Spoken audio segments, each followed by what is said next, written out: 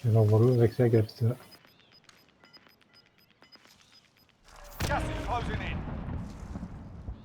Λοιπόν, για κατέβα προς τα δω. Μάλλον δεν ξέρω, κάνω τι νομίζεις, αλλά γενικά καλό να μην σε βλέπουνε. Γιατί θα μαζευτούν από εδώ. Θα τους περιμένουμε καλύτερα. Έχουμε και τα UAV μας, δεν τα έχουμε. Έρχεται. Φτάνει, φτάνει, μην ξοδεύεις φέρες τζαμπά. Βάλε το UAV σου. Όχι, περίμενε λίγο, περίμενε. Δεν πειράζει. Δεν θα πατήσει. Δεν πειράζει. Είναι πίσω ακόμα, βλέπεις. Αν δεν έχουν ghost.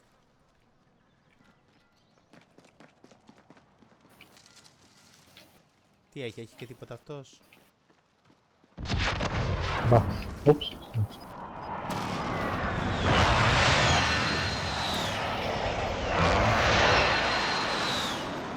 6 άτομα, άλλοι 4 είναι.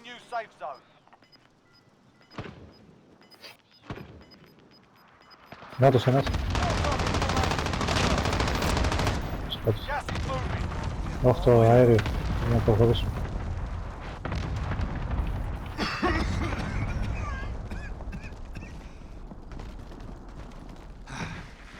Πατάω το UAV μου ή ακόμα. Όχι, εδώ. Διατήσει.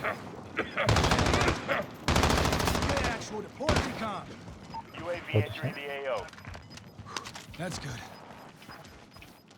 Gas is moving in. New safe zone located. Target down. Όπα, έχασε το αέριο. Έλα ρε φίλε. Τον είχα κάνει down. Το έχεις κάνει Οπότε down. δεν ήξερα ότι είναι τελευταίος. Και ήρθε το αέριο, λέω χιάστε, φεύγω. Καλά τσιλικές.